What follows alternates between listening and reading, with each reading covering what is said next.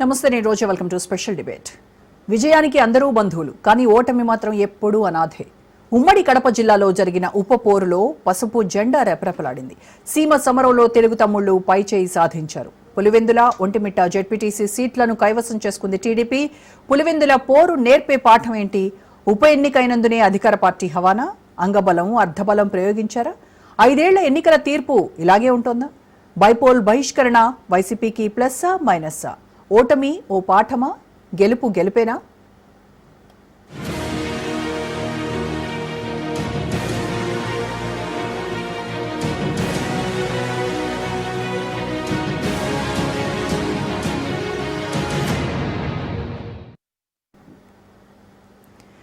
పులివెందుల్లో జగన్మోహన్ రెడ్డి కోటకు బీటలు పడ్డాయి. పులివెందుల జెడ్పీటీసీ స్థానాన్ని టీడీపీ కైవసం చేసుకుంది. 6033 ఓట్ల మెజారిటీతో అభ్యర్థి లతారెడ్డి విజయం సాధించారు. 30 ఏళ్ల తర్వాత పులివెందుల గడ్డ మీద పసుపు జెండాకు జేజేలు పలికారు ప్రజలు. అలాగే ఒంటిమిట్ట జెడ్పీటీసీగా టీడీపీ అభ్యర్థి కృష్ణారెడ్డి విజయం సాధించారు.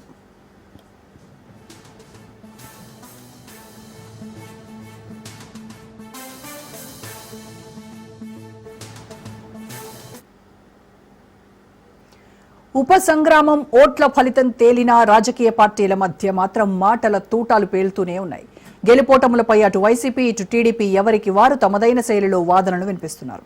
ప్రభుత్వ సంక్షేమ పథకాలే గెలిపించాయని మంత్రి సవిత స్పష్టం చేశారు.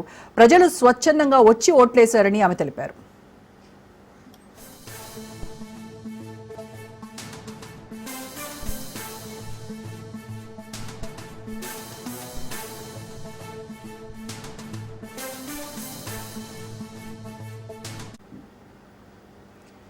ఉప ఎన్నికల్లో ప్రజాస్వామ్యం అపహాస్యమైందని మాజీ మంత్రి పేర్ని నాని ఆరోపణలు చేశారు. టీడీపీ దొంగ ఓట్లతో గెలిచిందన్నారు. కలెక్టర్ ముందే దొంగ ఓట్లు పడ్డాయని ఆరోపించారు పేర్ని నాని.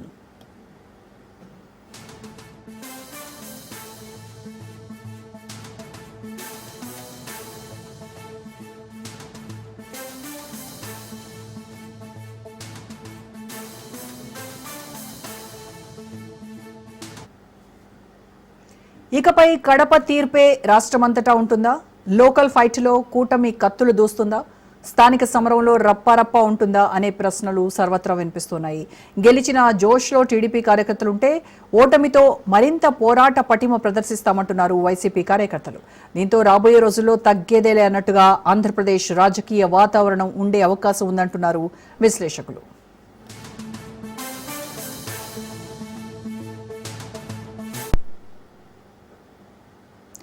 డిబేట్లోకి వెళ్దాం. డిబేట్లో పార్టిసిపేట్ చేస్తున్నారు మరెడ్డి శ్రీనివాస్ రెడ్డి గారు, టీడీపీ సీనియర్ నాయకులు, అలాగే ఏపీ సామ్ వైస్ చైర్మన్.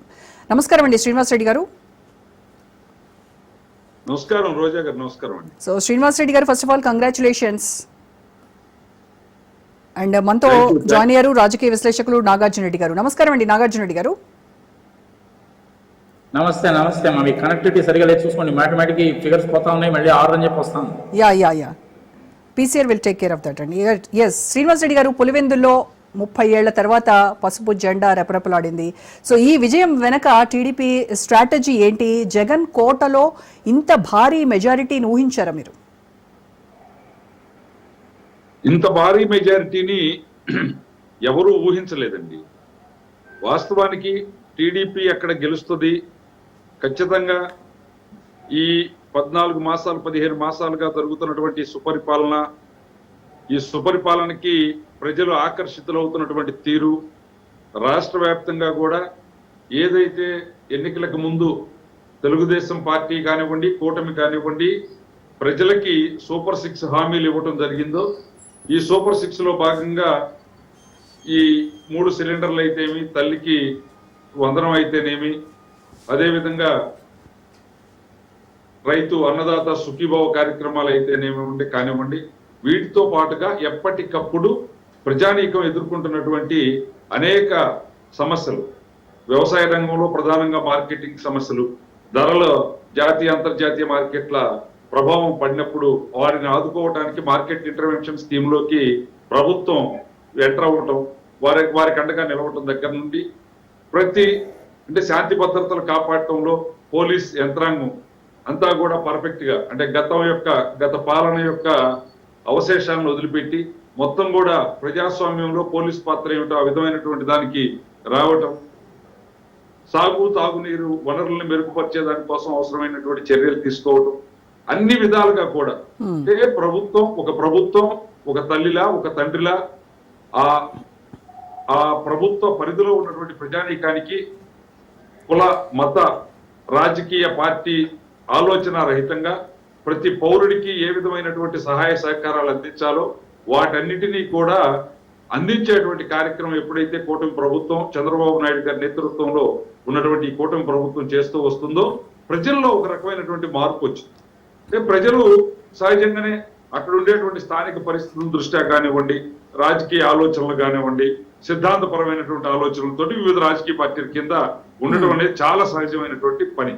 మేము తెలుగుదేశంలో ఉన్నట్టే ఇంకొకళ్ళు వైసీపీలో ఉండొచ్చు, ఇంకొకళ్ళు కాంగ్రెస్ లో ఉండొచ్చు, ఇంకొకళ్ళు కమ్యూనిస్టులు రకరకాల పార్టీల్లో ఉంటారు.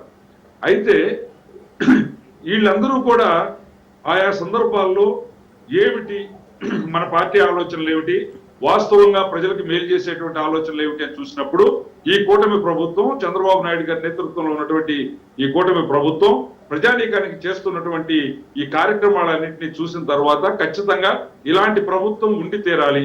ఇలాంటి ప్రభుత్వం అంటే ఒక స్థిరమైనటువంటి ప్రభుత్వం, ఒక పటిష్టమైనటువంటి ప్రభుత్వం ఓ మంచి అభివృద్ధిని సాధించగలదు, తద్వారా మన బిడ్డలకి మంచి భవిష్యత్తు ఏర్పడుతుంది అనేటువంటి ఆలోచన క్రమంగా కూడా పెరుగుతూ వస్తా ఉంది ఈరోజు. దాంట్లో భాగంగానే రాష్ట్ర వ్యాప్తంగా కూడా ఎక్కడికి పోయినా కూటమి శ్రేణులు జేజేలు పలుకుతా ఉన్నటువంటి పరిస్థితి. ఏ ఇంటికి పోయినా కూడా ఎస్ మాకు తల్లికి వందనం వచ్చింది, మమ్మల్ని మాకున్నటువంటి ఈ పిల్లలు ఎంతమంది ఉంటే అంతమంది చదువుకోవటానికి వారికి మంచి అవకాశాలు కలిగినాయి, స్కూళ్లలో మంచి యూనిఫామ్ ఇచ్చి మా పిల్లల గౌరవాన్ని మా పిల్లల యొక్క ఆనందాన్ని పెంచారు. అదే విధంగా మాకు వంట గ్యాస్.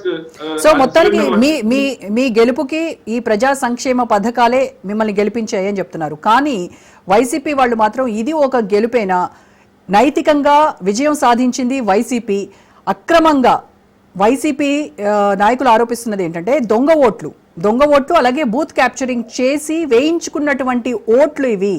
ప్రజలు తామంతట తాము వచ్చి మీరు చెప్తున్నటువంటి ఈ ప్రజాకర్షక పథకాలు ఏవైతే ఉన్నాయో వాటికి ఉప్పొంగిపోయి మా ప్రభుత్వం బ్రహ్మాండంగా చేస్తోందని చెప్పి ఇచ్చినటువంటి ఓటు కాదు, ఈ విజయమే కాదు అని చెప్పేసి వాళ్ళు విమర్శిస్తున్నారు. పిల్లి సాపిళ్ళకి ఉట్లు తెగవు. రోజా గారు మొదటిది ఏంటంటే పిల్లి సాపిళ్ళకి ఉట్లు తెగవు. వీళ్ళు ఈ రకంగా కూర్చొని ఇప్పుడు నిన్నగాక మొన్న కూడా మాట్లాడారు, అక్కడ మేమే గెలుస్తామన్నారు, మాదే గెలుపు అన్నారు, మా అరాచకమే సాగిద్ది అనుకున్నారు. ప్రజలేం ఇక్కడ వచ్చి ఓట్లు అయిపోతున్నారా, ఓట్లు వేసుకుంటారా, మేమే వేసుకునే ఓట్లే కాబట్టి మాదే గెలుపు అని గతంలో లాగానే భావించారు. కానీ ఈ రోజు ఆ పప్పులు ఉడకలేదు, ప్రజలు స్వేచ్ఛగా ఓట్లు వేసుకున్నారు. ఒకటి ఇందులో మీరన్నట్టు ఈ ప్రజాకర్షక పథకాలే మీకు పులివెందుల్లో ఇంతటి మెజార్టీ తెచ్చిపెట్టాయా, పులివెందుల్లో గెలుపు అదేనా అంటే నేను ఇది 70%, మిగిలినటువంటి 30%లో పులివెందుల ప్రజానీకం యొక్క విఘ్నత, వాళ్ళ యొక్క అణిచివేయబడినటువంటి తనానికి తిరుగుబాటు, అక్కడ వివేకానంద రెడ్డి గారి హత్య జరిగినటువంటి తీరు, దాని మీద అల్లినటువంటి కథలు, వివేకానంద రెడ్డి గారి కుటుంబాన్ని అంటే సాక్షాత్తు రాజశేఖర రెడ్డి గారి కుటుంబాన్ని అటు వివేకానంద రెడ్డి గారి హత్య తర్వాత వారి పిల్లల పైన, వారి భార్య పైన, లేకపోతే అతని వ్యక్తిగత జీవితం పైన ఏ విధమైనటువంటి ప్రచారాలు తీసుకొచ్చారు అనేటువంటి అంశం. రెండవది నేరుగా రాజశేఖర రెడ్డి గారి భార్య పిల్లల పైన ఈ రోజు జగన్మోహన్ రెడ్డి గారు కోర్టులో కేసులు వేయడం దగ్గర నుంచి రాజశేఖర రెడ్డి గారి కుమార్తె అయినటువంటి షర్మిల గారి క్యారెక్టర్ అసాసినేషన్స్ దగ్గర నుంచి, ఆమె కట్టుకునే బట్టల దగ్గర నుంచి రకరకాలుగా మాట్లాడించినటువంటి వాటన్నిటిని చూస్తూ చిక్కటి చిరునవ్వులు చిందించినటువంటి జగన్మోహన్ రెడ్డి గారి ఆలోచన, వాటిని ఏమీ చెయ్యలేక అవినాష్ రెడ్డి గారికి భయపడి ఏమీ చేయలేని, లేదా అవినాష్ రెడ్డి గారికి అవకాశం కల్పిస్తూ ఏమీ చేయలేని జగన్మోహన్ రెడ్డి అసమర్థతని, లేకపోతే అవకాశవాదాన్ని పులివెందుల ప్రజలు జీర్ణించుకోలేకపోయారు. నేనంటుంది ఈ ఓట్లన్నీ మావి కాదు, రేపు ఈ ఓట్లన్నీ మాకుంటే నేను చెప్పట్లా. నేను చాలా స్పష్టంగా ఒక రాజా నీతితోటి చెప్తున్నటువంటి మాట. ఈ వచ్చినటువంటి ఇంతటి మెజారిటీ డిపాజిట్ కూడా వైఎస్ఆర్సీపీకి రాని స్థితి రేపు కూడా ఉంటుందని నేను చెప్పట్లా. సో వైసీపీ మీద ఉన్నటువంటి వ్యతిరేకత ఇక్కడ మీకు ప్లస్ అయింది. వైసీపీ మీద ఉన్న వ్యతిరేకత, వైసీపీలో ఉండే శ్రేణులు కూడా జగన్మోహన్ రెడ్డి యొక్క దాష్టికాల్ని, జగన్మోహన్ రెడ్డి యొక్క అసమర్థతని, అయోగ్యతని, జగన్మోహన్ రెడ్డి యొక్క ఆలోచన ధోరణిని, అరాచకాన్ని ఒక్కసారి తిప్పి చూపించాలి అవకాశం వచ్చినప్పుడు అని ఎదురు చూస్తూ ఉన్నారు. వారికి చక్కని అవకాశం వచ్చింది. ఎస్ జగన్మోహన్ రెడ్డి, నీ ఆలోచనల ప్రతిబింబం ఇది, నువ్వు చేస్తున్నటువంటి విధానాలకి ప్రతిబింబం ఇది. ఇక్కడ మేమంతా కూడా నీలాగనే పులివెందుల్లో పుట్టాం, నీలాగనే పెరిగాం, నీలాంటి పౌరుషాలే మాకు ఉన్నాయి. కానీ నువ్వు అధికారాన్ని అడ్డు పెట్టుకొని, లేదా నీకున్నటువంటి రౌడీ మొక్కలను అడ్డు పెట్టుకొని నీ ఇష్టం వచ్చిన దాష్టికాలు చేస్తే ఎల్లకాలం చెల్లవు, వాటిని మేము ఆమోదించలేము, అంగీకరించలేము అని చెప్పి వైఎస్ఆర్సీపీ పార్టీ కింద ఉన్నటువంటి వాళ్ళు కూడా స్వచ్ఛందంగా లతారెడ్డి గారికి ఓటింగ్ చేసి జగన్మోహన్ రెడ్డి పైన తిరుగుబాటును ప్రకటించారు. ఇప్పుడు మీరు ఒక్కటేనండి, ఇక్కడ వైఎస్ఆర్సీ అంటే కూటమి ప్రభుత్వానికి ఉన్నటువంటి ఆదరణ మనకు ఒంటిమిట్లో కూడా కనబడింది. కానీ అక్కడ మెజారిటీ ఎంత 6,000 వచ్చినప్పటికీ అది వాళ్ళకి 35-40% ఓటింగ్ వచ్చింది, 35% ఓటింగ్ వచ్చింది పోలైనట్లో వాటి. కానీ ఇక్కడ మరి అరాచకం చేసుకుంటే అక్కడ చేసుకోమా? ఇక్కడ ఇంకా నువ్వు బలమైనటువంటి పెద్ద పెద్ద భుజాలు కలిగినటువంటి ఆజానుబాహుడు అయినటువంటి నువ్వు ఇక్కడ ఉన్నావు అడ్డం, ఇంకా నీ కుటుంబం ఉంది, లేకపోతే నీ చరిత్ర ఉంది. కానీ అక్కడ ఇంకా సులభం కదా మాకు చేసుకుంటే. కానీ మరి మీకు కావాల్సింది అదే కదా, జగన్ కోట మీద మీ గెలుపు అనేది మీకు ఇక్కడ ప్రెస్టీజియస్ కదా. దానికోసము మీరు అరాచకం చేసి అక్రమంగా ఈ బూత్ క్యాప్చరింగ్ కావచ్చు, ఇలాంటి బోగస్ ఓటింగ్ కి పాల్పడ్డారు అనేది. అదే చెప్తున్నారు. అదే అయితే వాళ్ళని అసలు నామినేషన్ ఎందుకు వేసుకొని ఇస్తాం? నేను ఈ రోజు ఉదయం విన్నాను, ఈ గెలుపు తర్వాత మా బీటెక్ రవి గారు ప్రెస్ మీట్ లో మాట్లాడుతూ చెప్పారు ఒక్క విషయం, అది విజువల్స్ కూడా వచ్చినాయి. ఏ గ్రామంలో అంటే విజువల్స్ కూడా వచ్చినాయి, చూడమనండి. ఊరికే మాట్లాడేయటం కాదు, ఇక్కడెక్కడో బందర్లో కూర్చొని మొత్తం బియ్యం అంతా బొక్కేసిన వాళ్ళు ఏడు కూర్చొని దాని గురించి మాట్లాడటం. విజువల్స్ లో ఏమొచ్చింది, కూటమి నేతలు ఓటు అడగటం కోసం గ్రామాలకు వెళితే, అంటే పగలంతా పనిచేసుకుంటారని ఉదయం ఈవినింగ్ క్యాంపెయిన్స్ పెట్టుకుంటే, ఈవినింగ్ ఓట్లు అడగడానికి కూటమి నేతలు క్యాంపెయిన్కి వెళ్తే, ఆ రోజు స్కూల్లో నుంచి వచ్చినటువంటి పిల్లలు, అక్కడికి వచ్చినటువంటి పిల్లలంతా కూడా గుమ్ముగూడి thank you CM sir, thank you Lokesh sir, ఇదో మాకు ఈ విధమైనటువంటి తల్లికి వందనం దగ్గర నుంచి మాకు ఈ విధమైనటువంటి మంచి యూనిఫామ్ అందించి మమ్మల్ని స్కూళ్లలో ప్రైవేట్ స్కూల్ కి ధీటుగా గౌరవంగా కూర్చోబెట్టారు, థ్యాంక్ యూ అని చెప్పి వాళ్ళు వెళ్ళంటే ఓటుకు బయలుదేరి వాళ్ళు తల్లిదండ్రులను అడిగి ఓట్లేకి ఇచ్చేటువంటి ఆలోచన చేసి ఈ విధమైన ప్రయత్నం అక్కడ చేస్తే, జగన్మోహన్ రెడ్డి మీద కక్ష సాధింపేదండి. జగన్మోహన్ రెడ్డి ఏమన్నా రాజకీయ నాయకుడా? జగన్మోహన్ రెడ్డి ఏమన్నా రాజకీయ పార్టీయా? రాజకీయ నాయకుడే కదా, ఒక మాజీ ముఖ్యమంత్రిని ఒక పార్టీ అధినేతని పట్టుకొని రాజకీయ నాయకుడా అని అడుగుతున్నారు. చాలా రోజా గారు, చాలా సందర్భాల్లో చాలా మంది అయోగ్యులకి పట్టం కట్టబడింది. అది విధి. అనేక రకాలైనటువంటి వక్రీకరణలో వంకల్లో అనేక మంది అయోగ్యులు గొప్ప స్థానాల్లోకి వస్తారు. కానీ పరీక్షలో నిలవాలి. ఏదైతే పరీక్షలో నిలిచిద్దో, అక్కడ గెలిచిద్దో అది మాత్రమే శాశ్వతంగా ఉంటుంది తప్ప ఒక్కసారి అధికారంలోకి రావడం అనేది, మాకు ఊర్లో ఒక సామెత చెప్తారు, ఒక బిడ్డ కాదు, ఒక కన్ను కాదు అని. అంటే అందుకనే ఇంటి ముందు అరటి చెట్టును కూడా పెంచుకోరు ఎవరు. మా ప్రాంతంలో ఇంటి ముందు అరటి చెట్టు ఉండదు. ఎందుకు ఉండదంటే ఒక గెలగాసేటువంటి చెట్టు ఉండకూడదు, దాని ముఖం చూడకూడదు. అలాగే ఒక బిడ్డ కాదు, ఒక కన్ను కాదు, పొరపాటు జరిగితే అది పోతే పూర్తిగా గుడ్డిదైతే. అలానే ఒక్కసారి గెలుపు అనేటువంటిది అనేక అంశాలు పనిచేసినాయి. ఆ రోజు రాజశేఖర రెడ్డి గారి మరణం మీద జగన్మోహన్ రెడ్డి వెళ్ళిన కథలు, ఆ తర్వాత స్వయంగా గొడ్డలి పోటుని గుండెపోటుగా కూడా మార్చగలిగే వైద్య చరిత్రను సృష్టించేటువంటి జగన్మోహన్ రెడ్డి కాల్పనిక చాతుర్యం, అనేక అంశాలు. కానీ శ్రీనివాస్ రెడ్డి గారు, మనం ఒకటి గుర్తించాల్సింది ఏంటంటే, గెలుపోటములు శాశ్వతం కాదు. ఎవరి ఒక్కళ్ళకి మాత్రమే ఎప్పుడు గెలుపు, ఎప్పుడు ఒకళ్ళే ఓటమి అనేది చరిత్రలో లేదు, మనం చూసాము. నేను అదే చెప్తున్నా. ఈ రోజు వచ్చినటువంటి ఓట్లన్నీ వైఎస్ఆర్ కి రేపు డిపాజిట్ రాదు అని నేను చెప్పట్లేదు. కానీ జగన్మోహన్ రెడ్డి మీద ప్రజల్లో ఉన్న అభిప్రాయాన్ని వ్యక్తీకరించిన ఎన్నికలు ఇవి. పూర్తి ప్రజాస్వామ్యయుతంగా జగన్మోహన్ రెడ్డి గారి యొక్క ఆలోచనల్ని ప్రతిబింబించినటువంటి ఎన్నికలు ఇవి. ప్రజలు జగన్మోహన్ రెడ్డి గారి దూరంలో నడిస్తే ప్రజలు ఏ విధంగా రియాక్ట్ అవుతారో చెప్పిన ఎన్నికలు ఇవి. అనేది మాత్రమే నేను చెప్తున్నాను. రైట్, శ్రీనివాస్ రెడ్డి గారు మళ్ళీ మాట్లాడతాను. ఇప్పుడే మనతో వైసీపీ కోల్పోయే స్థితిలోనే వాళ్ళు ఎప్పటికీ ఉంటారని నేను అంటలేదు. రైట్ అండి, వైసీపీ నాయకులు మనతో జాయిన్ అయ్యారు. ఆయన విధానం మార్చుకుంటేనో వాళ్ళ విధానం మార్చుకుంటేనో కొంత పెరగొచ్చు, కానీ ఒకటైతే స్పష్టం, ఏదైతే ఈ రోజు కూటమి ప్రభుత్వం ప్రజారంజకమైనటువంటి సుపరిపాలన చేస్తూ ఉందో ఈ పరిపాలనలో ఖచ్చితంగా ప్రజల మెజారిటీ ప్రజానీకం మోర్ దాన్ 60-70% ప్రజానీకం ఖచ్చితంగా కూటమి నేతృత్వాన్ని, చంద్రబాబు నాయుడు గారి నాయకత్వాన్ని అంగీకరించేటువంటి పరిస్థితి ఉంది. ఆ విధంగా రాబోయేటువంటి కాలంలో కూడా అవి స్థానిక సంస్థలు కానివ్వండి, రేపొచ్చే జనరల్ ఎలక్షన్స్ కానివ్వండి, జరిగిన ఒక రాజకీయ సభ కావచ్చు, whatever it may be, ఏ రాజకీయ కార్యకలాపం జరిగినప్పటికీ కూడా కూటమికి ఈ విధమైన సంపూర్ణ మద్దతు అనేటువంటిది ఖచ్చితంగా ఉండి తీరుతుంది. ఈ ఎన్నికల్లో ఎస్పెషల్లీ రైట్, ఆ హోప్ ప్రతి పార్టీకి, ప్రతి నాయకుడికి కూడా ఉండి తీరాలి. శ్రీనివాస్ రెడ్డి గారు మళ్ళీ మాట్లాడతారు, మీరు దయచేసి. మీకు చాలా టైం ఇచ్చాను, ఒక్క నిమిషం. పార్టీని నడపదలుచుకుంటే, శ్రీనివాస్ రెడ్డి గారు ఉండాలనుకుంటే వాళ్ళు చేయాల్సిన పని ఏంటంటే, ఏ తప్పు జరిగి ఈ పరిస్థితికి దిగజారాం దాన్ని సరి చేసుకోవాలని ఆలోచించాలి. రైట్ అండి, ఓకే. శ్రీనివాస్ రెడ్డి గారు మళ్ళీ మాట్లాడతారు మీతో. ఇప్పుడు మనతో వైసీపీ నాయకులు జాయిన్ అయ్యారు. వైఎస్ఆర్సీపీ అధికార ప్రతినిధి కాకుమన్ రాజశేఖర్ గారు. గుడ్ ఈవినింగ్ అండి రాజశేఖర్ గారు.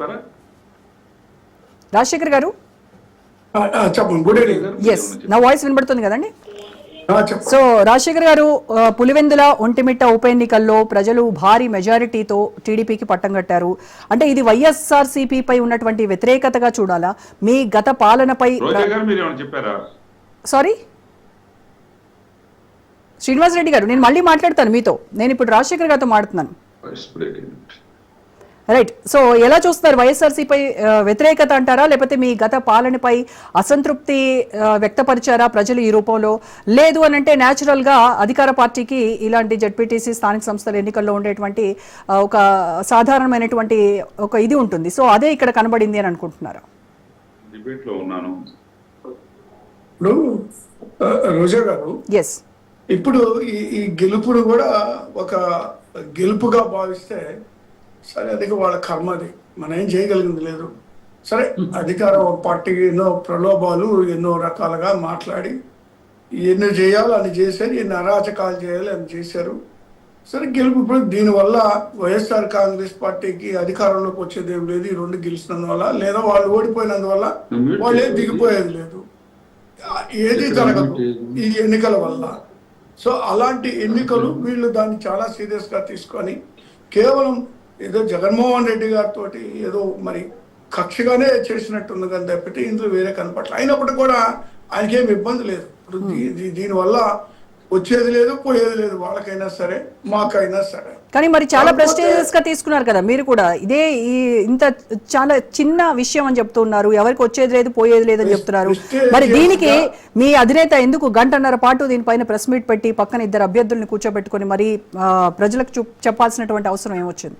ఎందుకు చెప్పవలసి వచ్చిందంటే, అక్కడ జరిగినటువంటి అరాచకం గురించి మాట్లాడవలసి వచ్చింది. అభ్యర్థిని కూడా కనీసం ఇంట్లో నుంచి బయటికి రాకుండా ఇంట్లోనే బంధించినటువంటి పరిస్థితులు, ఓటర్లని ఓట్లు వేసుకొని చేసిన పరిస్థితులు, లేకపోతే ఏజెంట్లు కూడా లోపలకు పోనీటువంటి పరిస్థితులు, లేదా అక్కడ ఉన్నటువంటి పోలింగ్ బూత్లు ఒక ఊర్లో ఒక చోట ఉండే పోలింగ్ బూత్ మరొక చోటగా మార్చడం, వీళ్ళకి అందుబాటులో ఉండకుండా చేయటం, అదేవిధంగా ఓటర్స్ని కూడా పోలింగ్ బూత్ ఆ ప్రాంతానికి పోనీయకుండా కంప్లీట్గా బూత్ క్యాప్చరింగ్ చేసేసి మరి ఈ ఓటింగ్ అనేటువంటిది, రిగ్గింగ్ అనేటువంటిది చేసుకున్నారు. కాబట్టి దాని మీద మాట్లాడవలసినటువంటి బాధ్యత ఉంది. మా ఒక ఎమ్మెల్సీ మీద దాడి చేయడం కాకుండా మా నాయకుల మీద మరి చాలా దారుణంగా మరి వాళ్ళని కొట్టడం జరిగింది, హత్యా ప్రయత్నాలు జరిగినాయి, కేసులు. కానీ ఈ ఎన్నిక చాలా ప్రజాస్వామ్యయుతంగా జరిగినటువంటి ఎన్నికలు. వైసీపీ మీద, జగన్మోహన్ రెడ్డి మీద ఉన్నటువంటి వ్యతిరేకతకి నిదర్శనము, ఆ ప్రతిబింబమే ఇవాళ మీ ఓటమి కావచ్చు, టీడీపీ నాయకుల గెలుపు కావచ్చు అని చెప్తూ ఉన్నారు. రోజా గారు, మీరు ఒక క్వశ్చన్ గమనించండి. వ్యతిరేకత అనేటువంటిది అధికార పార్టీ మీద ఉంటుంది ఎక్కడైనా. అపోజిషన్ పార్టీ, అధికారంలో లేని పార్టీ మీద వ్యతిరేకత ఉండడానికి అవసరం ఏముంటుందండి? ఏదైతే అధికారంలో ఉందో పార్టీ వాళ్ళు అయిష్టత కూడా ఉండొచ్చు కదా, వ్యతిరేకత కాకపోతే అయిష్టత కూడా ఉండొచ్చు కదా. అదే చెప్తున్నాను. ఇప్పుడు ఏదైతే వీళ్ళు అధికారంలోకి రావడానికి ఇచ్చినటువంటి హామీలను నెరవేర్చలేక లేదా సూపర్ 6 అనో 7 అనో వాటిని తుంగలో దొక్కినటువంటి పరిస్థితులను పురస్కరించుకొని ప్రజలు తిరుగుబాటు అనేటువంటిది వ్యతిరేకత వాళ్ళ మీద ఉంటుంది. ఓడిపోయినా మా పార్టీ మీద మరి వ్యతిరేకత ఉంటుంది అంటే నేను అంతకన్నా చెప్పగలిగింది లేదు. అది అలా ఉంచితే శ్రీనివాస్ రెడ్డి గారు జగన్మోహన్ రెడ్డి గారు రాజకీయ నాయకుడే కాదు అని మాట్లాడటాన్ని కూడా నేను తీవ్రంగా ఖండిస్తా ఉన్నాను. జగన్మోహన్ రెడ్డి గారు రాజకీయ నాయకుడు కాకపోతే ఎంపీగా ఎలా చేశాడు, లేకపోతే ఎమ్మెల్యేగా ఎలా చేశాడు, అపోజిషన్ లీడర్గా ఎలా ఉన్నారు, ముఖ్యమంత్రిగా ఎలాగయ్యారు, మళ్ళీ అపోజిషన్లు ఇప్పుడు ఎలా రాజకీయం మరి జగన్మోహన్ రెడ్డి గారు తెలియకపోతే ఒక పార్టీ సొంతగా పెట్టి మరి ఆ పార్టీని రన్ చేసి ఆ పార్టీని అధికారంలోకి తీసుకొచ్చారు. ఇప్పుడు రాజశేఖర రెడ్డి గారి వల్ల ఆయన చనిపోవడం వల్ల అధికారంలోకి వచ్చింది అనేటువంటి మాట వాస్తవం. అలా ఒకవేళ రాజశేఖర రెడ్డి గారు వల్లే వచ్చి 14 ఎన్నికల్లో రావడం జరిగింది. ఎందుకు 67 సీట్లకు పరిమితం అయ్యాం? ఆ రోజే అధికారంలోకి రావాలా? మళ్ళీ 19 ఎన్నికలు 151 సీట్లు జగన్మోహన్ రెడ్డి గారు ప్రజల పక్షాన్ని నిలబడి పోరాటాలు చేసి పాదయాత్రలు చేసి 3684 కిలోమీటర్లు నడిచి ప్రజల సమస్యలు తెలుసుకొని ఆ రోజు ఆ అధికారంలో ఉన్నటువంటి తెలుగుదేశాన్ని అరాచకాలకి వ్యతిరేకంగా పోరాటం చేశారు. కాబట్టి ఆయన మళ్ళీ 19 ఎన్నికల్లో మళ్ళీ గెలవడం జరిగింది. చంద్రబాబు నాయుడు గారు అలా కాదు కదా. చంద్రబాబు నాయుడు గారు పార్టీ ఆయన కాదు కదా. ఆ పార్టీ ఎక్కడి నుంచి తీసుకొచ్చారు? ఎన్టీ రామారావు గారి దగ్గర బతంలాడి బామాడి పార్టీలో చేరి ఆయనకే వెన్నుపోటు పొడిచి ఆయనకు చావు కారణమై ఆ పార్టీలో చివరికి ఆయన బతుకున్నప్పుడే అదే తెలుగుదేశం పార్టీ నుంచి మరి ఎన్టీఆర్ గారిని బర్తరఫ్ చేసినటువంటి పరిస్థితులు ఉన్నాయి. ఆయన సస్పెన్షన్ గురి చేసినటువంటి పరిస్థితులు ఎంతో దారుణమైనటువంటి. దీనిపైన ఎవరి అభిప్రాయాలు వాళ్ళకు ఉన్నాయి? చరిత్ర అందరికీ చరిత్ర పైన ఎవరి అభిప్రాయాలు వాళ్ళకు ఉన్నాయి? రాజశేఖర్ గారు సబ్జెక్ట్ మాట్లాడదాం. లెట్ మీ కంప్లీట్ అండి ప్లీజ్. సబ్జెక్ట్ నేను మాట్లాడుతున్నా. ఇప్పుడు జగన్మోహన్ రెడ్డి గారు తిట్టింది మీకు సబ్జెక్ట్ లాగా ఉంటే నేనేం చేస్తాను? నేను అది కూడా ఖండించాను, మీరు గమనించారా లేదు? నాయకుడు కాదు అని మాట్లాడినప్పుడు మీకు ఆ సబ్జెక్ట్ లాగా ఉంటే నేను ఆ విషయాన్ని ఖండించాను, మీరు ఒకవేళ విని ఉండలేదేమో పొరపాటున. సార్ అయినా మీరు ఖండించకపోయినా నేనైతే ఖండించాలని నా బాధ్యత. అది మరి మా పార్టీ అధినేత గురించి మాట్లాడినప్పుడు ఎదుటోళ్ళ గురించి కూడా మాట్లాడాల్సినటువంటి బాధ్యత నా మీద ఉంటుందండి. కాబట్టే చెప్తున్నాను నేను. మరి ఆ రోజు అంత దారుణంగా మరి ఎన్టీఆర్ గారు మాట్లాడితే ఏమన్నారు? చంద్రబాబు నాయుడు అనేటువంటి వ్యక్తి గాడ్సే కన్న ఘోరం గొడ్డు కన్న హీనం అనేటువంటి మాట చంద్రబాబు నాయుడు గారిని ఎన్టీఆర్ గారు వాడారు. అంటే ఎంత దారుణమైనటువంటి పరిస్థితులు ఉందండి. నేను ఈ రోజుకి చెప్తున్నాను కదండి, ఈ రోజుకైనా ఒంటరి పోరాటం, అతను దమ్మున్న మనగాడు కాబట్టి ఒంటరిగా పార్టీ పెట్టి ఒంటరిగా పోరాటం చేసి ఒంటరిగానే అధికారంలోకి పార్టీని తీసుకొచ్చాడు. కాబట్టి అదే తెలుగుదేశం పార్టీ ఒంటరిగా పోటీ చేసి అధికారంలోకి రమ్మనండి. వీళ్ళు ఒక నిజాయితీ గలవాళ్ళు లేదా చంద్రబాబు నాయుడుగా అంత సామర్థ్యత ఉంటే ఒంటరిగా ఎందుకు అధికారంలోకి రాలేకపోతా ఉన్నారు? ఎప్పుడు ఎన్నికలు పెట్టినా ఎవరో ఒకరితో కలవాల్సిందే తప్పితే మరి సొంతగా ఎందుకు రాలేకపోతున్నారు? జగన్మోహన్ గారు అలా కాదు కదా. సొంతగా పార్టీ పెట్టారు. ఓడినా గెలిచినా ఒక్కళ్ళే పోటీ చేశారు. ఇప్పుడు అలా కాదు కదా, ముగ్గురు కలిసి పోటీ చేశారు. ఇప్పుడు గతంలో కూడా అంతే, అందరినీ కలిసినప్పుడే గెలిచాడు తప్పితే ఒంటరిగా ఈయన గెలిచినటువంటి చరిత్ర చంద్రబాబు నాయుడు గారికి లేదు. అలాంటి పరిస్థితుల్లో మరి ఈరోజు జరిగినటువంటి ఆ ఎన్నికల్లో కూడా పులివెందులైనా ఒంటిమిట్టైనా జరిగిన ఎన్నికలు ఏకపక్షంగా జరిగినాయి. పోలీసు వ్యవస్థ అనేటువంటిది పచ్చ చొక్కాలు వేసుకొని పనిచేసినటువంటి మాట అందరూ చూస్తూ ఉన్నాం. ఎంత దౌర్జన్యం! ఒక ఎమ్మెల్సీని మరి హత్యా ప్రయత్నం ఎమ్మెల్సీ మీద చేయడమే కాకుండా ముఖ్య నాయకులందరినీ బంధించి అవినేష్ రెడ్డి గారు లాంటి వాళ్ళని ఎక్కడోళ్ళని అక్కడ బంధించి ఆఖరికి అభ్యర్థులను కూడా బంధిస్తారంటే మరి బూత్లోకి వెళ్ళి పోలీసులు మరి అక్కడ కూర్చొని మరి ఈ మంత్రులు అక్కడ కూర్చొని ఎమ్మెల్యేలు అక్కడ కూర్చొని ఎంపీలు అక్కడ కూర్చొని ఏ విధంగా నడిపించారనేది చూస్తే ఆశ్చర్యం వేస్తుంది. అంత అవసరం లేదు. ఈ 2 జడ్పీటీసీ స్థానాల వల్ల ఎవరికి వచ్చేది లేదు, పోయేది లేదు, వాళ్ళకైనా మాకైనా. కానీ ఏదో జగన్మోహన్ రెడ్డి గారికి సంబంధించినటువంటి ఆ నియోజకవర్గాల్లో మేము ఏదైనా చెయ్యగలము అని అధికారంలో ఉండి అధికార జులుంతో ఏదో చేశారు. కానీ రాబోయే రోజుల్లో మళ్ళీ ఎన్నికలు జరుగుతాయి. ఇంతటితో అవలా స్థానిక సంస్థలు మళ్ళీ ఎన్నికలు జరగాల్సి ఉంది. లేదంటే మళ్ళీ అసెంబ్లీ ఎన్నికలు కూడా వస్తాయి. అప్పుడు తెలుస్తుంది ఎవరు సత్తా ఏందో, ప్రజలు ఎవరి పక్షాన ఉన్నారని. జగన్మోహన్ గారు రాజకీయ నాయకుడు కాకపోతే 40% ఓటింగ్ ఎలా వస్తుందండి? కానీ వాళ్ళ ఒక విశ్వాసం, ఒక నమ్మకం, ఒక ధీమాతో ఉన్నారు. ఇప్పుడు ఈ ఎన్నికల ఫలితాలు ఏవైతే ఉన్నాయో ఇవే 2029 ఎన్నికల్లో ఖచ్చితంగా రిపీట్ అవుతాయి అనేటువంటి ధీమాలో వాళ్ళు ఉన్నారు. ఉండొచ్చండి, తప్పులేదు. వాళ్ళ ధీమా వాళ్ళకు ఉంటుంది. కానీ ఈరోజు ప్రజలు మమ్మల్ని ఆదరిస్తారనేటువంటి మరి విశ్వాసం మాకు ఉంది. ఎందుకంటే జరుగుతున్నటువంటి పరిణామాలు చూస్తే లేదా ప్రజల్లో ఉన్న తిరుగుబాటు చూస్తూ ఉంటే ఖచ్చితంగా మాకు ఉంది. కాబట్టి వన్ సైడ్ ఇప్పుడు ఆ ఓటింగ్ జరిగింది మీరు చూశారు కదా, మహిళల్ని బట్టలు చించి రోడ్ల మీద కొట్టినటువంటి పరిస్థితులు అక్కడ జరిగితే క్లియర్ గా కనపడింది కదా, పులివెందుల కాన్స్టిట్యూన్సీ ఏ విధంగా జరిగింది అనేటువంటిది. అలాంటి డైరెక్ట్ గా వాళ్ళే మీడియా ముందుకు వచ్చి మాట్లాడటం జరిగింది కదా, ఏ విధంగా కొట్టారో వాళ్ళని, ఏ విధంగా ఇబ్బంది పెట్టారో, ఏ విధంగా పోలీసు వ్యవస్థ, ఎలక్షన్ కమిషన్ నిద్రపోతా ఉంది. ఎలక్షన్ కమిషన్ మరి నిద్రపోతుందా లేకపోతే నిద్రపోతుంది నటిస్తుందా అర్థం కాని పరిస్థితుల్లో రాజ్యాంగబద్ధమైనటువంటి ఎలక్షన్ కమిషన్ వాళ్ళు కూడా చూస్తే ఈరోజు మరి వన్ సైడెడ్ గా వాళ్ళు కూడా వెళ్ళినటువంటి నేను చూస్తూ ఉన్నాం. మరి ఏది ఏమైనా ఇది ఇంతతోటి ఇదే చివరి ఎన్నికలు కాదు, రాబోయే రోజులు ఖచ్చితంగా వైఎస్ఆర్ కాంగ్రెస్ పార్టీకి ప్రజలు పడతారనేటువంటి ఆత్మవిశ్వాసం మాకుంది. Right, okay. రాజశేఖర్ గారు, నాగార్జున రెడ్డి గారితో మాట్లాడదాం. సో నాగార్జున రెడ్డి గారు, ఈ రోజు వచ్చినటువంటి మెజారిటీ, టీడీపీకి వచ్చినటువంటి మెజారిటీని ఎలా చూడాలంటారు? అంటే అది వైసీపీ బలహీనతను సూచిస్తుందంటారా, లేదు అని అంటే న్యాచురల్గా ఇలాంటి ఉప ఎన్నికల్లో అధికార పార్టీకి ఉండేటువంటి అడ్వాంటేజ్ మూలంగా వచ్చినటువంటి రిజల్ట్గా చూడాలా? ఏం చెప్తారు? ఫస్ట్ టైం మీరు నన్ను పిలిచారు, మీ మాట కాదనలేక నేను వచ్చాను. యాక్చువల్గా I have a very tight schedule today అమ్మా. Thank you sir. పార్టీల వాదనలో విన్నాను, ఇరు పార్టీలు వాళ్ళు చెప్పింది కూడా విన్నాను నేను. అటు టీడీపీ వాళ్ళు చెప్పింది, ఇటు వైసీపీ వాళ్ళు చెప్పింది కూడా విన్నాను. నేనేం చెప్పదలుచుకున్నాను అనేసి అంటే, భారతదేశంలో ప్రజాస్వామ్యం అనేటువంటిది 2024 ఎలక్షన్ల తర్వాత చనిపోయిందేమో అనేటువంటి అనుమానం వస్తుంది. Point number 1. టీవీ ఛానల్స్ లోకల్గా కానీ, నేషనల్గా కానీ, ఈవెన్ ఇంటర్నేషనల్గా ఉండేటువంటి టీవీ ఛానల్స్ కూడాను పత్రికా రంగాన్ని భూస్థాపితం చేశారేమో అనే అనుమానం వస్తుంది. 3వ పాయింట్, ఎలక్షన్ అనేటువంటిది భారతదేశంలో ఈవీఎంలను మేనేజ్ చేసి రౌడీ ముక్కల్ని పెట్టి బూతులు క్యాప్చర్ చేసి సంగతి సమాచారం చేస్తే ఇక దాన్ని ప్రజాస్వామ్యం అనరు.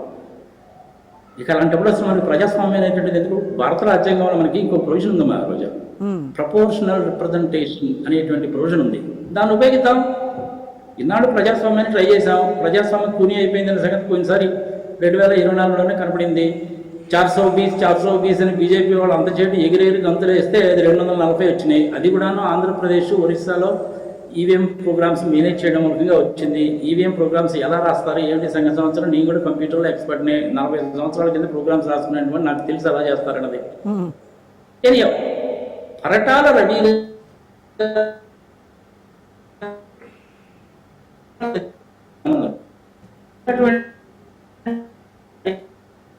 పెట్టుకున్నాడు.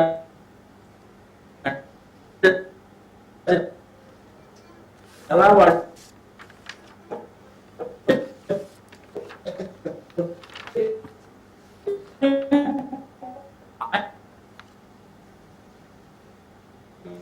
మీ వాయిస్, మీ సిగ్నల్ వీక్ ఉన్నట్టుంది నాగార్జున రెడ్డి గారు, మీ వాయిస్ క్లారిటీ లేదండి. గివ్ మీ ఏ మినిట్ అండి, మళ్ళీ నేను శ్రీనివాస్ రెడ్డి గారితో మాట్లాడిన తర్వాత మళ్ళీ మీ దగ్గరికి వస్తాను. ఈలోగా కాస్త సిగ్నల్ ఉన్న ఏరియాలో ఉండేలా ప్రయత్నం చేయండి sir. So right, Srinivas Reddy గారు,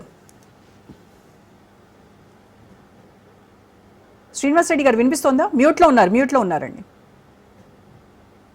రోజా గారు వినిపిస్తుందా అండి? యా వినబడుతోంది, చెప్పండి సార్. చక్కగా చెప్పారు.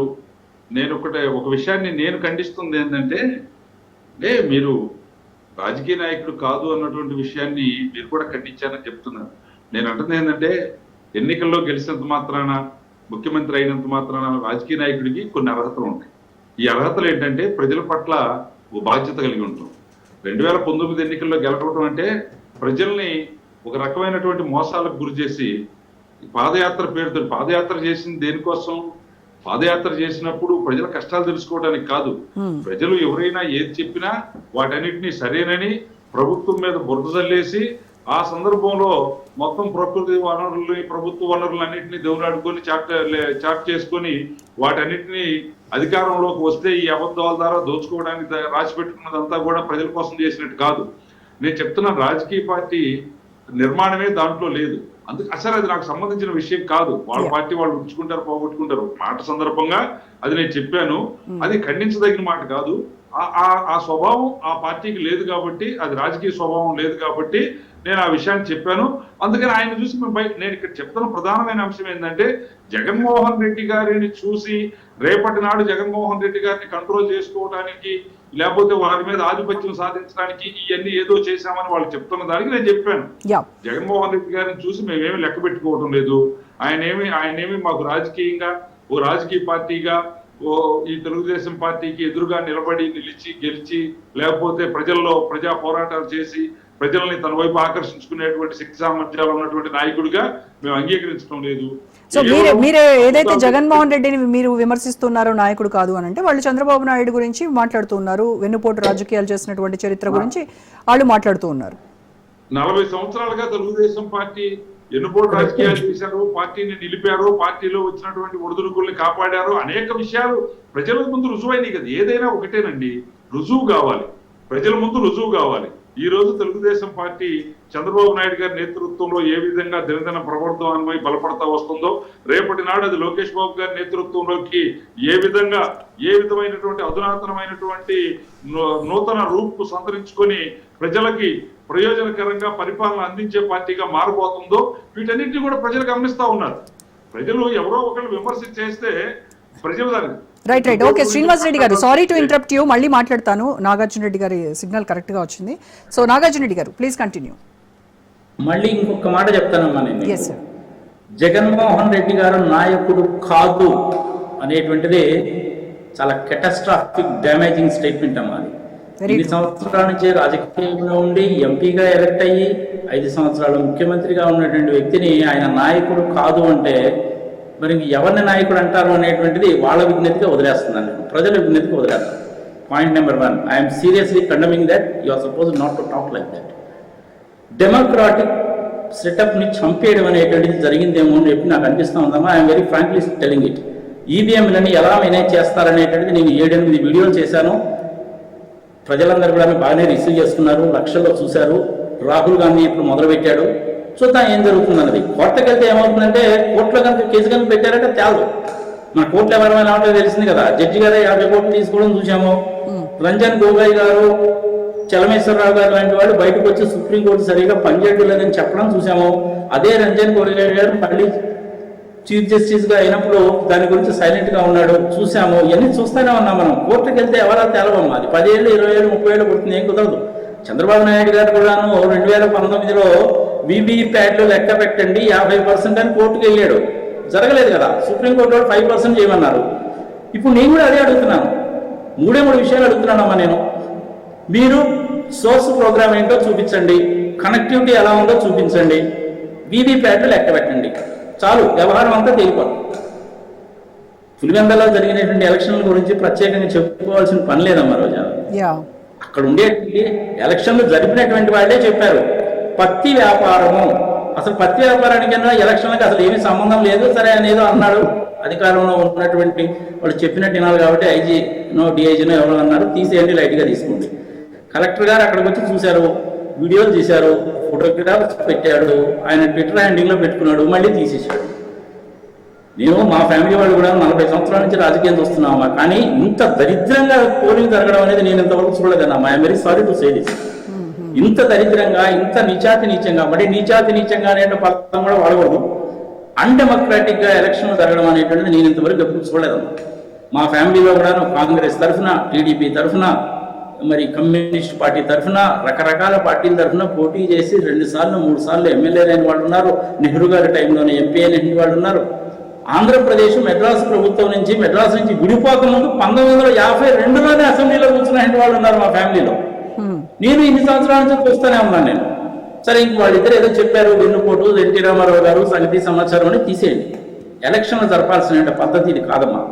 ఇదే విధంగా ఎలక్షన్లో ఈవీఎంను మేనేజ్ చేసి కానీ గెలిస్తే ఇంకా ఇండియాలో ఎలక్షన్ పెట్టడం అనేది వేస్ట్. ఎందుకు అనవసరంగా వేల కోట్ల రూపాయల ఖర్చులు, తగాదాలు ఎందుకమ్మా?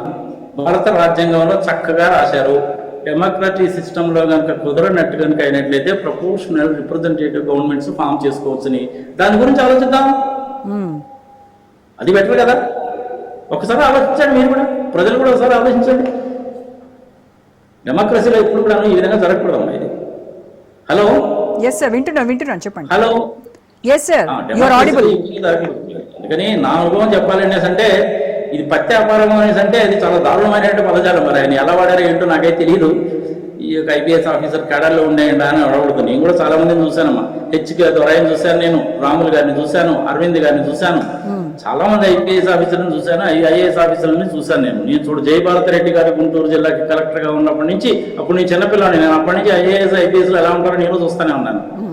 అధికారంలో పార్టీకి అధికారంలో ఉన్న పార్టీకి కాస్త కూస్త సపోర్ట్ చేస్తారు, కొంచెం ఇదిగా ఉంటారు, కానీ మరి ఇంత దారుణంగా ఈ ప్రవర్తించడం అనేది నేను కూడా చూడలేదమ్మా ఇంతవరకు. అయితే పులివెందలలో గెలుపు అనేటువంటిది అది గెలుపు కాదు, కేవలము ప్రిస్టేజ్ ఇష్యూ కింద పోయినటువంటిది. క్యాండిడేట్ లేకపోతే బీటెక్ రవి గారి బాధ్యత తీసుకొచ్చి అక్కడ పెట్టారు. మీకు అక్కడే తెలిసిపోతుంది వ్యవహారం ఏందన్నది. నేను ఏ పార్టీకి సంబంధించినటువంటి వాడిని కాదమ్మా. ప్రజలు చాలా మంది నన్ను అపార్థం చేసుకుంటారు. నేను వైఎస్ఆర్సీపీ పార్టీలో ప్రాథమిక సభ్యత్వం కూడా లేదమ్మా ఈ రోజు కూడా. జగన్మోహన్ రెడ్డిని నేను ఈ రోజు వరకు ఒక్కసారి కలవలేదు. రాజశేఖర్ రెడ్డి గారితో పనిచేసిన మాట వాస్తవం. నిష్పక్షపాతంగా చెప్తున్నాను నేను. ఎలక్షన్లు అనేటువంటిది భారత రాజ్యాంగంలో చెప్పిన విధంగా, పీపుల్స్ రిప్రజెంటేటివ్ యాక్ట్లో చెప్పిన విధంగా జరగలేదు. 2024లో జరగలేదు, ఇప్పుడు పులివెందులలోనూ జరగలేదు. పత్యాపారం ఏందో నాకు అర్థం కదా, దిక్కుమాలే పదజాలం కదా. పత్యాపారం ఏంది నాకు అర్థం కదా. అంటే 2024 శివప్రసాద్ గారు ఉన్నారమ్మా. ఆయన మా కుటుంబానికి మంచి ఫ్రెండ్. ఆయన తెలుగుదేశం పార్టీలోనే ఉన్నాడు. మా కుటుంబానికి కూడా బాగా ఆప్తుడు, బాగా పరిచయమైన వ్యక్తి. మా బావగారి క్లాస్మేట్ ఆయన కూడా ఇంతకుముందు ఎలక్షన్లు జరిగిన కూడా ఒకసారి 1-2 సార్లు బూతుల్లోకి వెళ్ళి చాలా గందరగోళం చేశాడు. చివరికి ఏమైంది? చంద్రబాబు నాయుడు గారు ఆయన బాగా వాడుకున్నాడు, తర్వాత వదిలేశాడు. చివరికి ఆయన పరిస్థితి ఏమైంది? ఆత్మహత్య చేసుకున్నాడు ఆయన. ఇది కూడా ప్రజలు తెలుసుకోవాలి. ఇప్పుడు మీరు డిఫరెంట్ థింగ్ అండి. పులివెందులలో జరిగినటువంటి ఎలక్షన్స్ అనేటువంటిది భారత రాజ్యాంగంలో చెప్పిన విధంగా జరగలేదు. ఇదే విధంగా ఎలక్షన్ కనుక జరిగినట్టయితే అసలు ఎలక్షన్ పెట్టుకోవడం అనేటువంటిది వేస్ట్. ఈ నాగార్జున రెడ్డి గారు ఈ పులివెందుల ఒంటిమిట్ట ఎన్నికలు చూద్దాం, అది కూడా 10 సంవత్సరాలు ఎలా ఉంటుందో. పులివెందుల ఒంటిమిట్ట ఎన్నికలు అసలు ఒక ఎన్నికలే కావు, ఆ గెలుపే కాదంటున్నారు. 2024 ఎన్నికలను కూడా మీరు అలాగే అంటున్నారు. మరి అంతకంటే ముందు జరిగినటువంటి ఎన్నికలు ప్రజాస్వామ్యబద్ధంగా జరిగాయా? చాలా వరకు ఫెయిర్ గానే జరిగాయి. శేషన్ గారి పుణ్యమాని చాలా వరకు ఫెయిర్ గానే జరిగాయి. శేషన్ గారు ఉన్నప్పుడే కదమ్మా ఫస్ట్ టైం ఈ ఈవీఎం తీసుకొచ్చింది. 97 కోట్ల మంది ఓటర్లు ఉన్నాయండి దగ్గర. ఈ బ్యాలెట్ విధానంలో పోలింగ్ చేయడం అనేది చాలా కష్టసాధ్యమైనటువంటి విషయం. ప్రోగ్రామ్స్ పర్ఫెక్ట్ గా రాసి, సోర్స్ కోడ్ ఏంటో కనుక క్లియర్ గా ఇచ్చి, కనెక్టివిటీ సర్క్యూట్ ఎలా ఉందని చెప్తే, మిషన్ల కాన్ఫిగరేషన్ ఎలా ఉందో చెప్తే అయిపోతుంది. అది చెప్పడానికి ఏంది నాకు అర్థం కదా. బీహార్ ఎలక్షన్ లో ఉండదు, ఓటర్స్ డివిజన్ చేస్తున్నారు, బాగానే ఉంది, అది మంచిదే, ఓటర్ డివిజన్ అనేది చేయాల్సిందే. కానీ ఆధార్ కార్డు పనికిరాదంటే ఎట్లా? పాస్పోర్ట్లు అందరికీ ఉంటాయా? పాన్ కార్డులు అందరికీ ఉంటాయండి? కొంచెం బుద్ధి బుర్ర ఉండదండి ఎలక్షన్ కమిషన్కి. I'm very sorry to say this. Election commission బుద్ధి బుర్ర ఉండదండి. ఆధార్ కార్డు అంటే అందరికీ తెలుస్తుంది. పాన్ కార్డు ఉండొచ్చు, లేకపోవచ్చు. బీహార్లో ఉండేయండి వాళ్ళకి పాన్ కార్డులు ఎంతమందికి ఉంటాయి, బీహార్లో ఉండే వాళ్ళకి పాస్పోర్ట్లు ఎంతమందికి ఉంటాయండి? పాస్పోర్ట్ ఉంటేనే నువ్వు ఓటేయి, పాన్ కార్డు ఉంటేనే నువ్వు ఓటేయి అనేసరికి చాలా మంది ఓటింగ్ రావడానికి అవకాశం ఉంటుంది. కొన్ని సుప్రీంకోర్టు వాళ్ళు ఏమైనా దీని గురించి గట్టి చర్యలు తీసుకున్నారంటే, కేసు అనేటువంటిది కోర్టుకు వెళ్ళింది ఏంటి అది తేలదమ్మా. బెస్ట్ ఎగ్జాంపుల్ ఏంటి? చంద్రబాబు నాయుడు గారు వీవీప్యాట్లను లెక్క పెట్టమని అడగడమే, తేలలేదు కదా. కానీ అల్టిమేట్గా ఏమంటానంటే, నేను డెమోక్రాటిక్ సెటప్ అనేటువంటిది గుడ్. అమెరికాలో కూడా డెమోక్రాటిక్ సెటప్ ఉంటుంది. అమెరికాలో ఏం జరుగుతుందో తెలుసమ్మా మీకు? ప్రెసిడెంట్ ని డైరెక్ట్ గా ఎన్నుకుంటారు, లోకల్ గా ఉండే వాళ్ళని ఎన్నుకుంటారు. అక్కడ ఆ రాష్ట్రానికన్నా ఆ కౌంటీకి ఆడిటర్ ఎవరు ఉండాలి, ఆడిటర్ గా ఎవరిని పెట్టాలి, జడ్జిగా ఎవరిని పెట్టాలనేది కూడా ప్రజలు డిసైడ్ చేస్తారు. మనం ఇక్కడ జడ్జిల్ని నేను డిసైడ్ చేస్తున్నావా? గుంటూరు జిల్లానే తీసుకోండి, పల్నాడు జిల్లానే తీసుకోండి. పల్నాడు జిల్లాలో డిస్ట్రిక్ట్ కోర్టు జడ్జి ఎవరు ఉండాలనేటువంటిది ప్రజలు డిసైడ్ చేస్తున్నారా? చేయడం లేదు. సుప్రీంకోర్టు చీఫ్ జస్టిస్ ఎవరు ఉండాలని కొలీజియం డిసైడ్ చేస్తుంది, నేను డిసైడ్ చేయట్లా. కానీ అమెరికాలో అట్లా కాదు, వాళ్ళు డిసైడ్ చేస్తారు. కోర్టు లేచింది వల్ల అమెరికా అమెరికా అమెరికా అమెరికా అదే పని చెప్పుకుంటాము. కానీ అమెరికాలో డెమోక్రసీ ఉంది, మన దగ్గర డెమోక్రసీ ఉంది, కానీ వాళ్ళ సిద్ధాంతాలు మనం పాటించాం. ఇది న్యాయమా ధర్మమా? ప్రజలు విజ్ఞప్తిగా వదిలేస్తాం.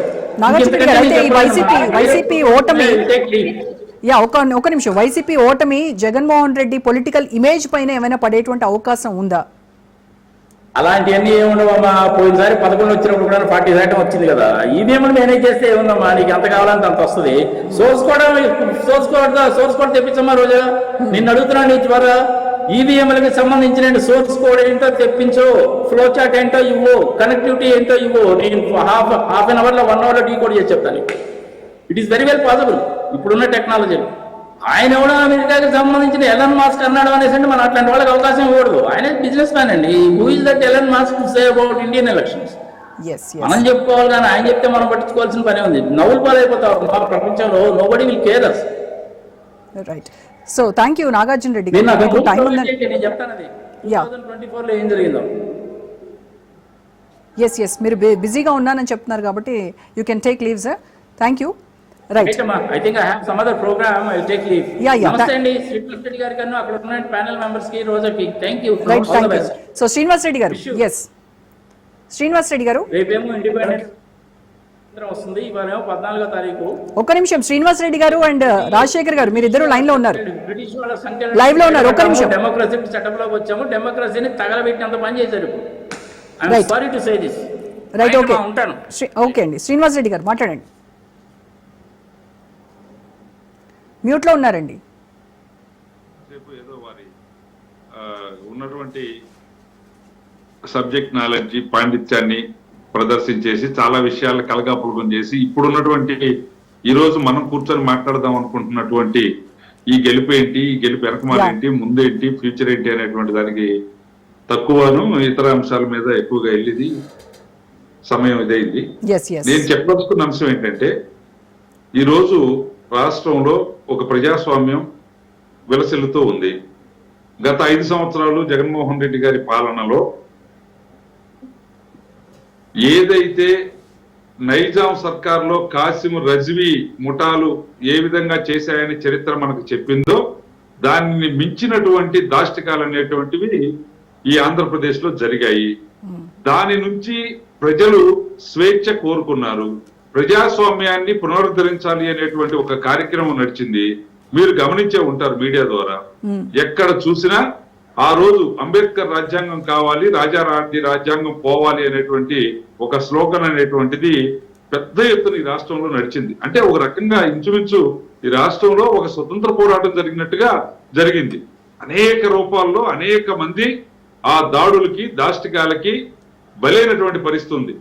ప్రాణాలు పోగొట్టుకున్న వాళ్ళు ఉన్నారు, ఆస్తులు పోగొట్టుకున్న వాళ్ళు ఉన్నారు, గౌరవాన్ని పోగొట్టుకున్నటువంటి వాళ్ళు ఉన్నారు, వారు ఉంటున్నటువంటి ఇల్లు వాకిలి ఇడిచిపెట్టి బయటకు పోయినటువంటి వాళ్ళు ఉన్నారు. రకరకాలుగా కూడా ఏదైతే ఒక వలస పాలన జరుగుతుందో, ఒక దోపిడీ పాలన జరుగుతుందో, ఒక నియంతృత్వం జరుగుతుందో ఆ విధంగా అన్ని విషయాలని కూడా ఇక్కడ అనుభవించినటువంటి ప్రజానీకం ఒక స్వేచ్ఛ కోసం పోరాటం చేశారు. దాని ఫలితంగానే 2024 ఎన్నికల్లో ప్రజలు పెద్ద ఎత్తున ఆ ఓటింగ్ చేశారు. అయినప్పటికీ దాని ప్రభావం ఉండేటువంటి కొద్ది ప్రాంతాల్లో పులివెందులు కూడా ఒకటి. పులివెందుల్లో ఉన్నటువంటి ప్రజానీకానికి ఆ రోజు స్వేచ్ఛగా వచ్చి ఓటేసుకునేటువంటి అవకాశం లేదు కాబట్టి వాళ్ళ తరఫున కూడా ఓట్లేసి పెట్టే కొంతమంది ఉన్నారు కాబట్టి ఆ రోజు అక్కడ ఏదో జరిగింది, వారు ఎమ్మెల్యేగా గెలవడం కూడా జరిగింది. అయితే ఈ రోజు ప్రజలు స్వేచ్ఛగా ఓటేసుకునేటువంటి అవకాశం కల్పిస్తే ఈ రిజల్ట్ చూపించారు. దీన్ని ఓడిపోయాం కాబట్టి అక్కడ ప్రజల్లో ఇంతటి వ్యతిరేకత వచ్చింది కాబట్టి వాళ్ళందరూ కూడా వాళ్ళని ఏమీ అనలేక అంటే కుదరదు కాబట్టి ప్రభుత్వం మీద తప్పు నెరపి లేకపోతే అధికార యంత్రాంగం మీద, ఎన్నికల కమిషన్ మీద, ఎన్నికల వ్యవస్థ మీద తప్పులు నెట్టేసేటి వెళ్ళిపోయేటువంటి ఆలోచన చేయటం అనేటువంటిది ఎంతవరకు కరెక్ట్ అనేది. అయితే ఈ ఎన్నికల్లో నిజంగానే మీకు క్యాండిడేట్ దొరకలేదా? ఇప్పుడు నాగార్జున రెడ్డి గారు చెప్పినట్టుగా క్యాండిడేట్ కూడా దొరకక బీటెక్ రవి వాళ్ళ వైఫ్ ని మీరు నిలబెట్టారు అని చెప్పేసి ఆయన మాట్లాడారు. అంటే బీటెక్ రవి వాళ్ళ వైపుని మేము వైసీపీలో నుంచి తీసుకొచ్చి నిలబెట్టామా? ఏం మాట్లాడుతున్నారండి? తెలుగుదేశం పార్టీలో ఒక సమర్థవంతమైనటువంటి నాయకుడు, సమర్థవంతమైనటువంటి నాయకత్వం కలిగినటువంటి కుటుంబం, పార్టీకి లాయల్ గా ఉండేటువంటి కుటుంబం, అక్కడ రేపు జిల్లా పరిషత్తులో ఆ ప్రాంతంలో ఉన్నటువంటి సమస్యలను వినిపించి పులివెందుల అభివృద్ధికి తోడ్పడే శక్తి కావాలి కాబట్టి ఆ శక్తివంతమైనటువంటి ఆ అవగాహన ఉన్నటువంటి కుటుంబంలో నుంచి వ్యక్తిని తెచ్చి అక్కడ నిలబెడితే, ఇప్పుడు మేమేమన్నా వైసీపీలో నుంచి తెచ్చుకొని నిలబెడితే మా క్యాండిడేట్ లేక అక్కడి నుంచి తెచ్చుకున్నాం అనొచ్చు. అదే బీటెక్ రవి అదే వైఎస్ఆర్సీపీని ఓడించి ఎమ్మెల్సీగా గెలిచిన చరిత్ర ఉంది. ఈ రోజు వారి భార్య లతారెడ్డి గారు జడ్పీటీసీగా గెలిచారు. వీళ్ళు ఎప్పటి నుంచో తెలుగుదేశం పార్టీకి లాయల్ గా ఉన్నటువంటి ఫ్యామిలీ. దానికోసం ఆ ప్రాంతంలో ఉన్నటువంటి ఆ పులివెందుల నియోజకవర్గంలో ఉన్నటువంటి ప్రజానీకం అంతా కూడా ఆ కుటుంబాన్ని ఆదరించేటువంటి పరిస్థితి ఉంది. ఈ రోజు నేను చెప్తున్నానండి, తెలుగుదేశం పార్టీ ఓటింగు ప్లస్ ఈ 15 మాసాల కాలంలో, ఈ 14 మాసాల కాలంలో కూటమి ప్రభుత్వం యొక్క సుపరిపాలన చూసి మా వైపు మొక్కినటువంటి ఓటింగు కాక అదనంగా వైఎస్ఆర్సీపీలో ఉన్నటువంటి కొంతమంది జగన్మోహన్ రెడ్డి గారి యొక్క విధానాలు నచ్చక వీరికి తగినటువంటి గుణపాఠం చెప్పి తీరాలి అనేటువంటి ఆలోచనతోటి బీటెక్ రవిని సంప్రదించి వారికి కూడా మద్దతు తెలిపారు అనేటువంటిది బహిరంగంగా ఉన్నటువంటి పరిస్థితి. అక్కడ అచ్చగా వాళ్ళంతా రేపుంటారని కాదు, ఈ రోజు ఉన్నటువంటి పరిస్థితి. అంటే ఏ పరిస్థితుల్లో అంతటి దౌర్జన్యాన్ని జగన్మోహన్ రెడ్డి గారి యొక్క దాష్టికాలని ఎదుర్కొని బయటకు వచ్చి ఓటు వేస్తే వాళ్ళకి అండగా నిలబడగలిగే శక్తి సామర్థ్యాలు ఎవరికి ఉన్నాయని చూసినప్పుడు బీటెక్ రవికి ఆ సమర్థత ఉంది కాబట్టి, ఆ సామర్థ్యం ఉంది కాబట్టి, ఆ సమర్థత ఉంది కాబట్టి వారు నమ్మి వచ్చి ఓటేశారు. ఎన్నికల్లో పోటీ చేసేటప్పుడు ఖచ్చితంగా అన్ని అంశాలని పరిగణలోకి తీసుకుంటాం, అన్ని అంశాలను పరిగణలోకి తీసుకుంటాం. తీసుకున్నటువంటి క్రమంలో అక్కడ ఎవరు ధీటైన అభ్యర్థి, అక్కడ జరుగుతున్నటువంటి ఎన్నికల్లో రేపు గెలిచినా, ఈ రోజు వైసీపీలో ఉన్నటువంటి వారికి వ్యతిరేకంగా ఓటు చేసినా రేపటి నాడు వాళ్ళకి నష్టం జరగకుండా ఉండాలి అంటే వైసీపీ నుంచి అక్కడ ఉన్నటువంటి ఆ ఫ్యాక్షన్ ఆలోచనల నుంచి వారికి నష్టం జరగకుండా ఉండాలి అంటే ఎవరైతే కాపాడగలరు అనేటువంటి చూసినప్పుడు ఖచ్చితంగా వాళ్ళని తీసుకొచ్చి పెడతాం. ఇదే ఉదాహరణ రోజా గారు, ఇదే ఉదాహరణ. వాళ్ళు ఏదంటే అది మాట్లాడిపోయే దానికోసం, ఇప్పుడు ఏదంటే అది మాట్లాడిపోయే దానికోసం ఏ విధంగా దీన్ని ఉపయోగించుకున్నారో, ఈ పాటను ఉపయోగించుకున్నారో, మిగతా వాటన్నింటిలో ఉన్నటువంటి సత్యం కూడా ఇంతే. ఇలాంటి సత్యమే మిగతా దాంట్లో కూడా ఉంది. ఇలాంటిదే చేయాలనుకుంటే మేము ఒంటిమిట్లో చేయమా? రైట్ అండి, రాజశేఖర్ గారు మాట్లాడదాం. ఎస్, సో రాజశేఖర్ గారు, ముందు ముందు కడప తీర్పే రాష్ట్రం అంతటా కూడా రాబోతోంది అనేటువంటి ప్రశ్నలు అయితే వినిపిస్తూ ఉన్నాయి. అలాంటి పరిస్థితి ఉంటుందా ఉండదా అనేది అయితే మరి మీరే చెప్పాలి. దీనికి మీరు ఒప్పుకుంటారా లేదా? అసలు పులివెందుల పోరు ఎలాంటి పాఠం నేర్పించింది అని మీరు అనుకుంటున్నారు? పులివెందుల పోరు అదే అండి. ఇప్పుడు పాఠాలు ఏం లేదు, రాష్ట్రం మొత్తం చూసింది కదా ఎలా జరిగింది ఎలక్షన్ తీరు. ఒకవేళ నిజాయితీగా లేదా ప్రశాంతంగా ఎలక్షన్ వీళ్ళు నిర్వహించి ఉంటే మరి కొట్లాటలు ఎందుకు, లేదా మహిళల్ని మరి బట్టలు చించేసే కార్యక్రమం ఎందుకు, లేదా ఏజెంట్లు బూతులు పానీకొని చేసే కార్యక్రమాలు ఎందుకు, లేదా వేరు వేరు ఓళ్ళ నుంచి తీసుకొచ్చేసి ఓట్లు వేయించేటువంటి కార్యక్రమాలు ఎందుకు, మరి ఈ మర్డర్ చేయాలని దాడులు చేయడం ఎందుకు వీళ్ళందరి మీద? ప్రశాంతంగా ప్రజలు ఓటు చేసుకుంటే ప్రశాంతంగా ఓటింగ్ జరిగితే బాధే ఉంటుందండి. ఎందుకు జరగలేదు? మనం ఎన్ని టీవీ ఛానల్స్లో చూసాం ఏ విధంగా మహిళలు ఆక్రోశించారు, ఏ విధంగా బాధపడ్డారు, ఏ విధంగా ఏడ్చారో. మరి అనేక మంది మరి వైఎస్ఆర్ కాంగ్రెస్ పార్టీ సానుభూతి పరులు లేదా మరి పార్టీ నాయకులు ఏ విధంగా ఇబ్బంది పడ్డారనేది చూసాము. ఇప్పుడు వీళ్ళు ఏం మాట్లాడతారండి? ఇప్పుడు నిజాం పరిపాలన గురించి మాట్లాడారు. నిజాం పరిపాలనలో రజాకారులు ఏ విధంగా మరి అరాచకాలు చేశారు, ఆ విధంగా తెలుగుదేశం పార్టీ ఈరోజు అరాచకాలు చేస్తుంది ఆంధ్రప్రదేశ్లో. కాబట్టి పాలన సరిగా ఉన్న పక్షంలో లేదా వీళ్ళ ఇచ్చిన హామీలు నెరవేర్చిన పక్షంలో ఎన్నికలు ప్రశాంతంగా జరగాల. మరి మీ హయాంలో కూడా వైసీపీ హయాంలో కూడా లోకల్ ఎన్నికల్లో జరిగినటువంటి వాటి గురించి ఏం చెప్తారు? మరి అప్పుడు జరిగినటువంటి రగడ మీరు ఎక్కడన్నా అడగండి, ఈ దేశ చరిత్రలో ఇంత దరిద్రమైనటువంటి ఎన్నికలు ఏ రాష్ట్రంలో జరగలేదు కూడా. ఈ ఆంధ్రప్రదేశ్ చరిత్రలో కూడా ఉమ్మడి రాష్ట్రంలో కూడా ఇంత దారుణమైనటువంటి సంఘటనలు ఇలాంటి పరిస్థితులు ఎప్పుడు లేదు. ఎక్కడైనా అంతో ఇంతో చిన్న చిన్న ఏదో రిగ్గింగ్లు కొద్ది గొప్ప జరగడమో, గొడవలు జరగడమో ఇవన్నీ చూస్తున్నాం.